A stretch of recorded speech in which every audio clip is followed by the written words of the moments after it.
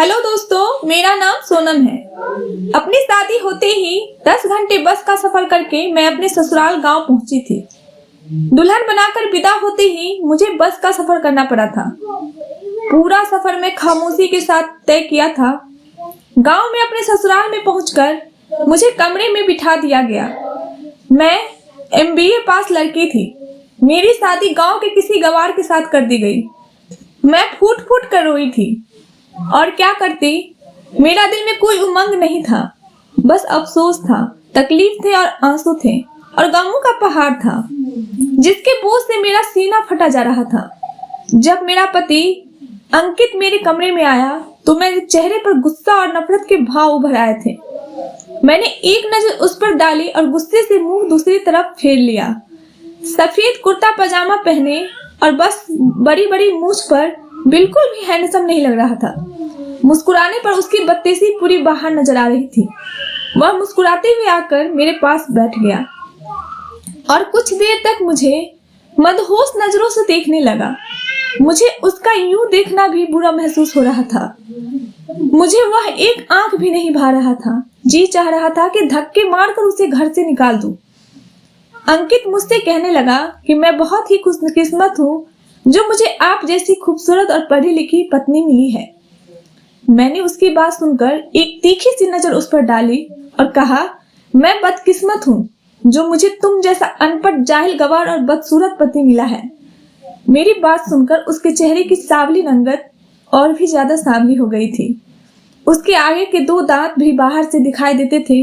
वह शायद मुझसे खरी खरी बातें सुनने के लिए बिल्कुल भी उम्मीद नहीं करता था, लेकिन मेरे अंदर तो पहले से जहर भरा हुआ था।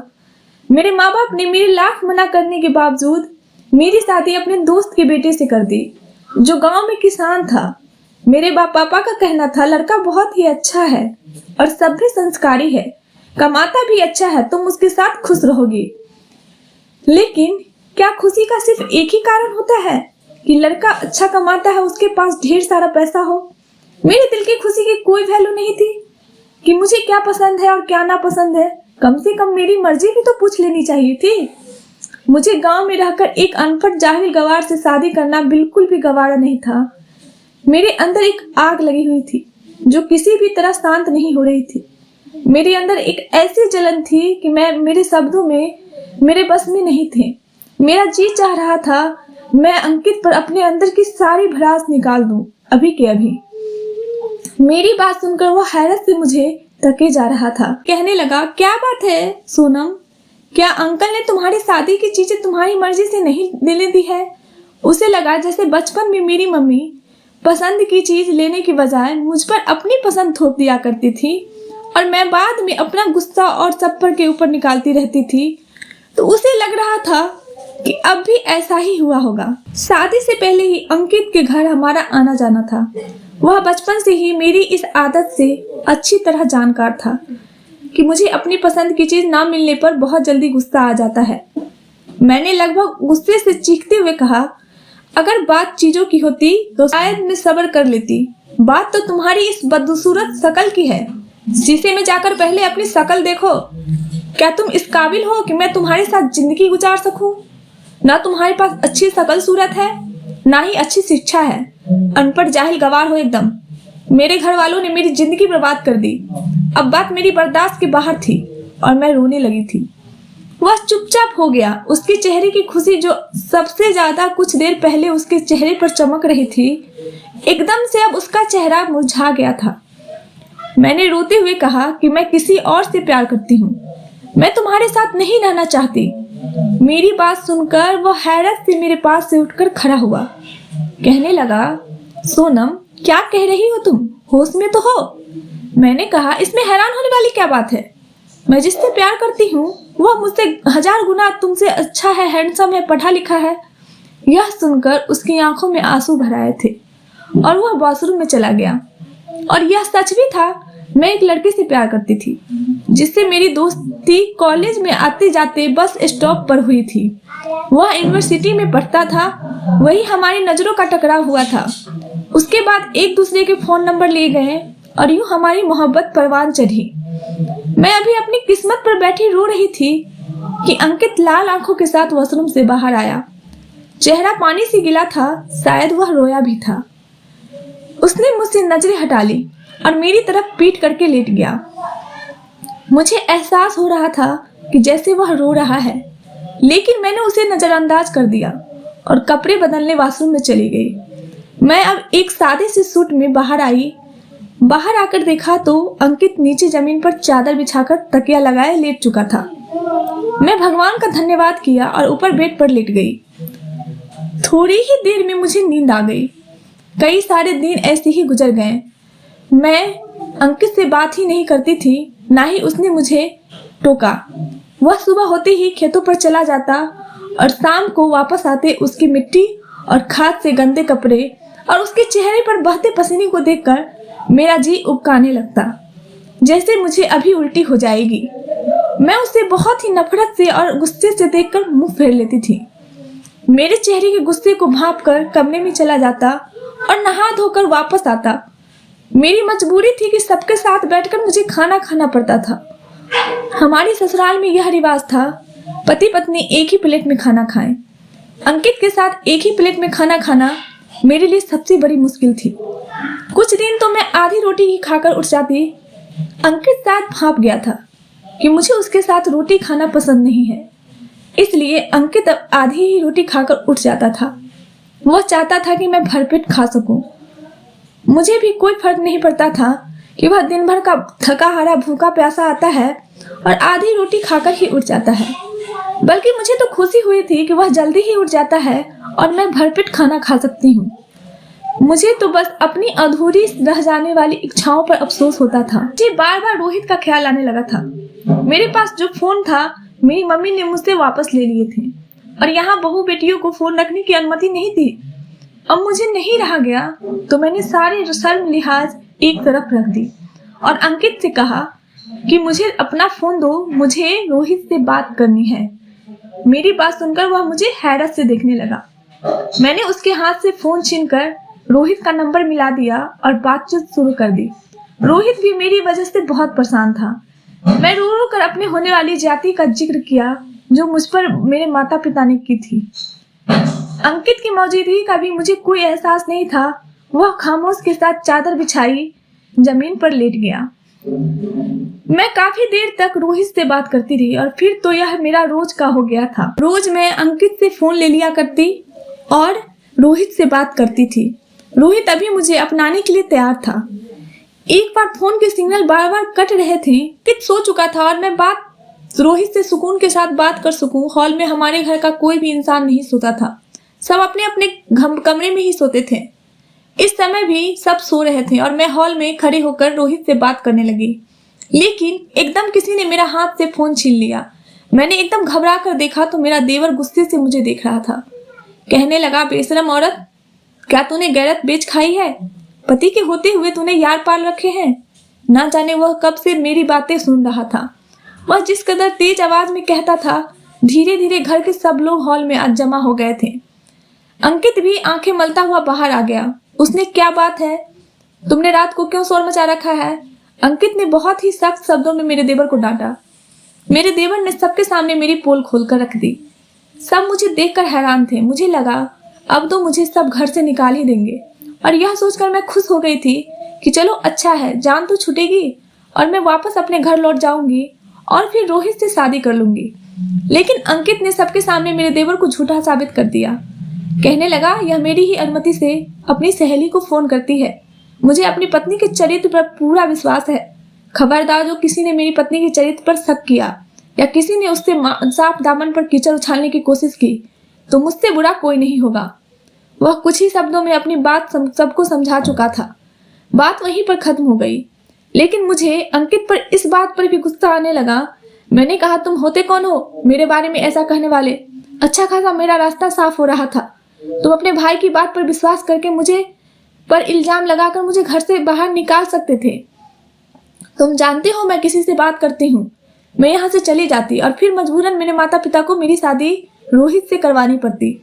लेकिन तुम्हारी इन बातों ने मेरे सारे रास्ते बंद कर दिए। तुम मेरा पीछा छोड़ क्यों नहीं देते? उसने मेरी बात बहुत ही खामोशी से सुनी थी, जो मैं गुस्से में चीख चीख कर कह रही थी। वह कहने लगा, तुम मेरे साथ नहीं रहना चाहती, तब भी मैं तुम्हारे चरित्र पर गलत बात बर्दाश्त नहीं कर सकता। और तुम्हारे माँ बाप की इज्जत मेरी इज्जत है। अगर तुम्हारी इज्जत उतरेगी तो तुम्हारे माँ बाप की भी इज्जत सरेआम नीलाम हो सकती है। मैं सारे इल्जाम खुद पर लेकर तुम्हें छोड़ दूंगा ताकि तुम पर कोई उंगली ना उठा सके। 2-3 दिन में मैं तुम्हें शहर ले जाऊंगा और वह लड़का तुम्हें इज्जत से अपनाने को तैयार है तो मैं तुम्हें खुद अपने ऊपर इल्जाम लेकर तुम्हारी माँ के घर छोड़ आऊंगा और बाद में तलाकनामा भी भेज दूंगा। अंकित की बात सुनकर मैं पहली बार बहुत खुश हो गई थी। वह कम पढ़ा लिखा था लेकिन बिल्कुल अनपढ़ नहीं लग रहा था। वह तो बहुत ही पढ़े लिखो जैसी बातें कर रहा था। इज्जत गैरत की बात अच्छी तरह से जानता था, लेकिन ना जाने क्यों मेरे अंदर उसके लिए जज्बात अब बदलने लगे थे। लेकिन मैंने अपने आप को संभाला और अपना सर झटका और फिर अगले दिन रोहित को सारी बात बता दी। सारी बात सुनकर रोहित भी बहुत खुश हुआ था। कहने लगा, तुम शहर आ जाओ और अपने पति से तलाक ले लो, हम कोर्ट मैरिज कर लेंगे। तो मेरे पास ही रहना, उसके बाद तुम्हारे माँ बाप हमें अपनाने पर मजबूर हो जाएंगे। रोहित की बातों पर मैंने हामी भर ली थी। कुछ दिन बाद अंकित के साथ मैं शहर चली गई। रोहित के बताए हुए पते पर पहुंचकर मैं अंकित को कहा, अब तुम जाओ और मुझे तलाक के पेपर भेज देना। उसके बाद तुम्हारा मुझसे कोई संबंध नहीं रहेगा। मैं रोहित से शादी कर लूंगी। वह कहने लगा, मैं तुम्हारे लिए तलाक के पेपर जल्द ही भेज दूंगा। कुछ कागजी कार्यवाही है करके कल इसी पते पर पेपर आ जाएंगे। वह यह कह कर चला गया। मैं रोहित के घर दरवाजा खटखटाई। दरवाजा रोहित ने ही खोला। मुझे देखकर वह मुस्कुराया। मैं उसके साथ घर में दाखिल हो गई, लेकिन उसके घर में उसके घर वाले नजर नहीं आ रहे थे। हालांकि वह मुझसे कह रहा था कि मैं तुम्हारे बारे में घर वालों को बता दिया है। मैं खाली घर देखकर पूछने लगी, तुम्हारे घर वाले कहाँ हैं? उसने कहा, अंदर चलो, मैं बताता हूँ। मैं उसके पीछे पीछे कमरे तक चली गई। कमरे में और 2 मर्द मौजूद थे। मुझे देखकर कमीनी सी हंसी हंसते हुए बोले। एक ने कहा, माल तो अच्छा है, इसकी कीमत मैं तुम्हें लाख दूंगा। और यह शब्द सुनकर तो मेरे होश उड़ गए थे। रोहित मेरी सौदेबाजी कर रहा था। मेरा सर चकरा कर रह गया। इससे पहले कि वह मुझे धकेल कमरे में बंद करता, मैं जल्दी से अपना दिमाग चलाया और रोहित को धक्का देकर मैं गेट से बाहर निकल गई। वह तीनों मेरा पीछा करने लगे।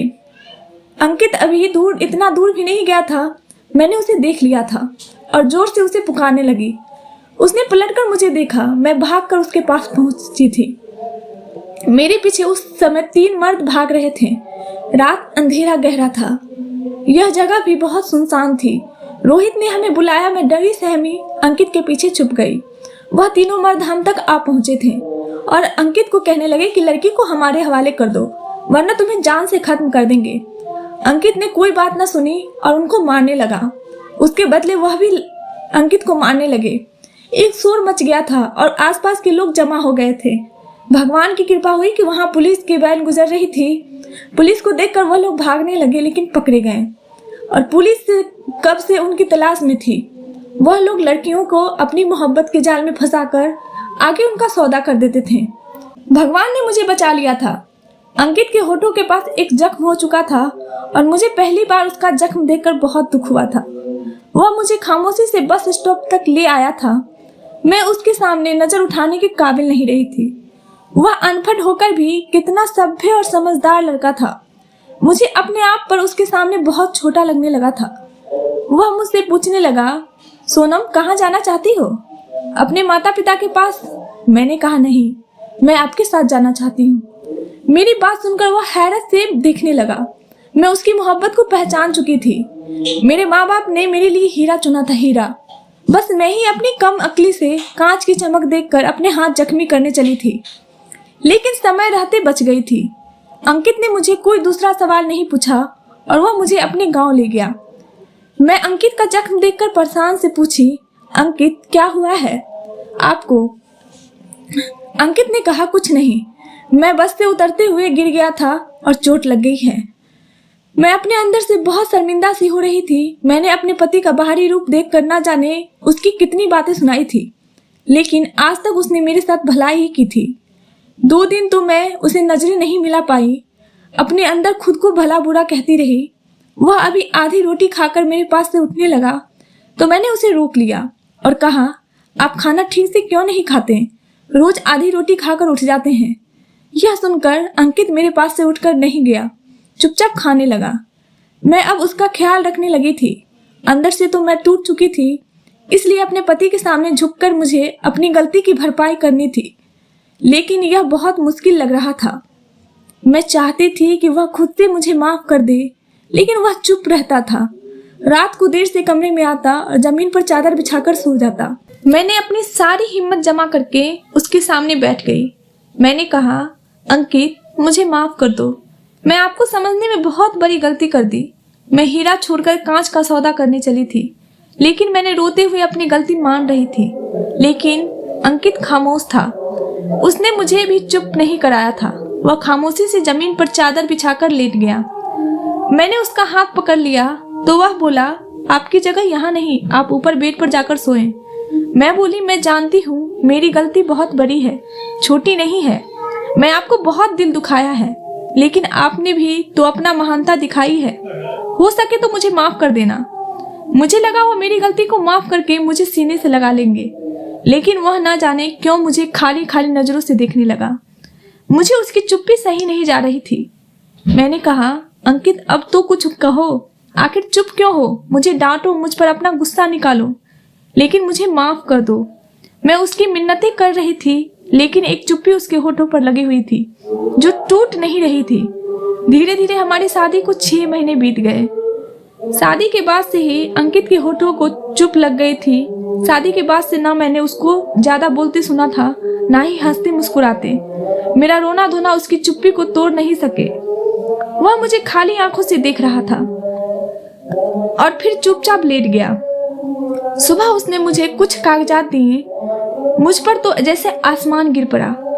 मैं तड़प तड़प कर रोने लगी थी। मुझे लगा कि शायद अंकित मुझे तलाक दे दिया। मैंने कहा, अंकित, मुझे तलाक मत दो। उसने कहा, सोनम, इसे पढ़कर साइन कर देना। यह कहकर वह कमरे से बाहर निकल गया। मुझे नहीं मालूम था कि मर्द के दिल से उतर जाने के बाद औरत चाहे अपनी गलती पर जितनी माफी मांग ले, उसे वह इज्जत फिर से नहीं मिलती। शायद मर्द सब कुछ सह सकता है, वह दूसरा मर्द बर्दाश्त नहीं कर सकता। मैं वह कागजात हाथ में था, मैं रोती रही। मेरी इतनी हिम्मत नहीं थी कि मैं वह कागजात पढ़ सकूं। मैं सोच लिया था आज रात अंकित के पांव पकड़कर उससे माफी मांग लूंगी, लेकिन उसे तलाक नहीं दूंगी। रात को जब वह कमरे में आया तो मैं उसके पैरों में बैठकर गिड़गिड़ाने लगी, उससे माफी मांगने लगी। उसने मुझे दोनों बाजू से पकड़कर खड़ा किया और कहने लगा, अगर तुम वह पेपर पढ़ लेती तो यूं ना रोती। सोनम, वो तलाकनामा नहीं है। फिर दराज से कागजात निकालकर मुझे दिए। मैंने आंसू पोंछकर वह पेपर देखे। वह तो जमीन के पेपर थे जिसमें वह रोज हल चलाता था। वो अपने हिस्से की सारी जमीन मेरे नाम कर रहा था। मैंने उसे हैरत भरी नजरों से देखा। वह अपना सब कुछ मुझे क्यों सौंप रहा था। मैंने कहा, अंकित, मुझे यह सब नहीं चाहिए। तुम मेरे नाम यह सब क्यों कर रहे हो? अंकित कहने लगा, इसलिए कि तुम मेरी पत्नी हो। मैं कल शहर जा रहा हूँ, कुछ दिन बाद लौटूंगा। अंकित ने मेरे लाख मना करने के पर जबरदस्ती मुझे साइन करवा दिया। अगले दिन वह शहर चला गया। 4 दिन मैं बड़ी बेचैनी के साथ उसका इंतजार किया। वह 4 दिन बाद वापस आया तो घर में कोहराम मच गया था। शहर से अंकित की लाश वापस गांव आई थी। शहर से उसका एक दोस्त उसकी लाश लेकर आया था। मुझे तो अंकित की लाश देखकर कुछ होश ही नहीं था। मेरी तो पूरी दुनिया ही उजड़ गई थी। उसका एक दोस्त अंकित को लेकर आया था। उसने बताया कि पिछले 3 महीनों से लखन को मालूम हो गया था कि उसे कैंसर है। वह ज्यादा दिन बच नहीं सकेगा। ना ही जाने वह पिछले 6 महीने से कौन सा रोग दिल को लगाए बैठा था जो उसकी जान लेकर ही गया। मुझे तो दौरे पड़ने लगे थे। 2 दिन बाद मैंने कुछ होश संभाला तो मुझे एक खत मेरी सास ने दिया। कहने लगी, सोनम, यह खत अंकित ने दोस्त को दिया था। कह रहा था कि अंकित ने अपनी पत्नी के नाम दे रखा है। यह सुनकर मुझे हैरत का झटका लगा। मैंने अपनी सास से कहा कि मम्मी जी, अंकित तो अनपढ़ थे। फिर उन्होंने यह खत, मेरी सास मुझे हैरत से देखी और कहने लगी, तुम्हें किसने कहा कि अंकित अनपढ़ था? उसने इंटर क्लास तक पढ़ाई गांव से ही की थी और आगे की पढ़ाई उसने प्राइवेट की थी। साथ ही साथ वह अपने पापा का बाजू भी बना रहा। मैं तो यह सब सुनकर दंग रह गई थी। मैं शादी से पहले गांव नहीं आई थी। कभी कभी अंकित और उसका परिवार ही हमारे घर चला आता था। मैं तो यही समझती थी कि अंकित अनपढ़ है।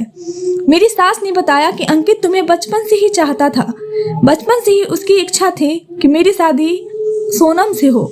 वह मुझे भी कहता था कि मम्मी, सोनम पढ़ी लिखी लड़की है, मैं भी पढ़ा लिख कर उसके बराबर होना चाहता हूँ। कहीं ऐसा ना हो कि कल को वो सोनम शादी के लिए मना कर दे, इसलिए मुझे भी आगे पढ़ना है। कल को मेरी पत्नी सबके सामने शर्मिंदगी न उठाना पड़े कि उसका पति अनपढ़ और जाहिल गवार है। मुझ पर यह हकीकत किसी हथौड़े की तरह खुली थी। ऐसा लग रहा कि मेरे सर पर हथौड़े पड़ रहे हैं। आज तक अंकित ने यह नहीं बताया कि वह भी पढ़ा लिखा है। मैंने वह खत लिया और उसे पढ़ने लगी। उसने लिखा था, सोनम, मैं आज तक तुम्हें यह नहीं जताया कि मैं पढ़ा लिखा हूँ, क्योंकि शिक्षा हासिल करना हर इंसान का हक है और फिर इन सब बातों को सबके सामने जताए जाए कोई जरूरी नहीं होता। मैं जब से होश संभाला था अपनी माँ से कहते सुना था कि वह सोनम को ही अपनी बहू बनाएगी और मेरे दिल में भी तो तुम ही बसी हुई थी। मैंने भी बचपन से अपनी माँ को कह रखा था कि मैं सोनम से ही शादी करूँगा। इसलिए मैंने बचपन में इरादा बना लिया था कि हम दोनों की शादी करवा देंगे। जैसे जैसे मेरी उम्र बढ़ती जा रही थी, मेरी मोहब्बत भी परवान चढ़ती जा रही थी। कब मेरी मोहब्बत एक विशाल पेड़ बन गई और मेरे वजूद में अपने जड़ें पक्की कर चुकी थी, मुझे इसका अंदाजा ही नहीं हुआ। मुझे जब माँ कहती कि सोनम पढ़ रही है, तो मुझे भी पढ़ाई का शौक होने लगा था। जब माँ यह कहती थी कि सोनम की यह पसंद है खाने में, तो मुझे भी खाने में वही चीज़ अच्छी लगने लगी थी। मैं शायद गलती से तुम्हें इश्क कर बैठा था सोनम, इसलिए शादी की रात तुम्हारे मुंह से यह सब बातें सुनकर मुझे यह सहन नहीं हुआ था। मैंने आज तक आंसू नहीं बहाए थे, रोना तो बहुत दूर की बात, पर हालात का ऐसा हुआ कि उस रात मैं टूट कर रह गया था। मर्द सब कुछ सह सकता है, लेकिन अगर उसकी पत्नी शादी की पहली रात यह कह दे कि वह पति की बजाय किसी और से मोहब्बत करती है, तो पति का मान, भरोसा, इज्जत, गरूर सब टूट कर चकनाचूर हो जाता है। मैं अंदर से बहुत टूट चुका था। फिर मैंने मोहब्बत की, लेकिन फिर जब तुम मेरे सामने अपनी आशिक से बातें करती, ऐसी बातें जिस पर पति होने के नाते मेरा हक था, तो मेरा दिल खून के आंसू रोता था। पता नहीं कब मुझे यह गम ले बैठा। मैं अपनी सारी जमा पूंजी तुम्हारे नाम करती है कि कहीं मेरे मरने के बाद तुम्हारे साथ कोई नाइंसाफी ना करे। तुम आज़ाद हो पूरी इज्जत के साथ, तुम्हें कोई भी अपना सकता है। मेरी मोहब्बत शायद मेरी अपनी समस्या भी खत पढ़ते हुए मैं जोर से रो पड़ी थी। यह मैंने क्या कर दिया, क्यों कर दिया? मैंने सोचा समझा क्यों नहीं? मेरी बेवफाई ने मेरे पति की जान ले ली। मैं दहाड़े मार मार कर रोने लगी थी। मेरी सास मुझे देखकर घबरा गई थी और कहने लगी, सोनम, ऐसा उसने क्या लिख दिया जो तुम इतना रो रही हो? मैं अपनी सास को क्या जवाब देती, क्या कहती कि मैंने क्या खो दिया है? मुझे अक्ल तब आई जब मैंने बिल्कुल खाली दामन रह गई थी। मैंने रोते हुए खुद से कहा, काश अंकित तुम्हारी जगह मैं मर जाती। अंकित, तुमने मुझे जैसे खुदगर से क्यों मोहब्बत कर ली? काश तुम जिंदा रह जाते, बदले में मैं मर जाती। मेरे आंसू नहीं रुक रहे थे। मैं पागलों की तरह इधर उधर अपना सर पटक रही थी। एक वफा निभा के अंकित इस दुनिया से जा चुका था और एक मोहब्बत निभाने खुद से वादा मैंने भी कर लिया। आज मेरी उम्र 50 साल हो चुकी है। मैं आज भी अंकित की विधवा हूँ। मैंने मोहब्बत अपने पति के मरने के बाद की थी, जो एक घना वृक्ष बन चुका है और उसकी मोहब्बत की जड़ मेरे अंदर तक मजबूती से जड़ पकड़ा चुका है। मैंने अंकित के अलावा फिर किसी की तरफ आंख उठाकर नहीं देखा। मैं बीमार रहने लगी हूँ। मुझे अब यही लगता है कि अंकित को मरे अभी कुछ ही घंटे हुए हैं। अभी मैं उसका खत पढ़ कर रखा है। मेरा जख्म आज भी हरा है। मेरे दुखों में कमी नहीं आ सकी। मेरी उन तमाम लड़कियों से विनती है जो अपनी पढ़ाई को अपने सर पर सवार कर लेती है और अपने कम पढ़े लिखे पति को नफरत और गिरी हुई नजरों से देखती है। भगवान के लिए अपने पति की इज्जत करे, उनका सम्मान करे। जो पति आपके लिए कर सकता है, वह एक सड़क छाप आशिक आपके लिए बिल्कुल नहीं कर सकता। जो इंसान आपको इज्जत दे बजाय इसके कोर्ट मैरिज का मशवरा दे, वो आपको बेच खाएगा। काश अगर आज यह बात मैं समझ रही होती तो अंकित आज भी जिंदा होता। अगर कहानी अच्छी लगी हो तो अपनी राय दें और कहानी को लाइक और सब्सक्राइब करें। धन्यवाद दोस्तों।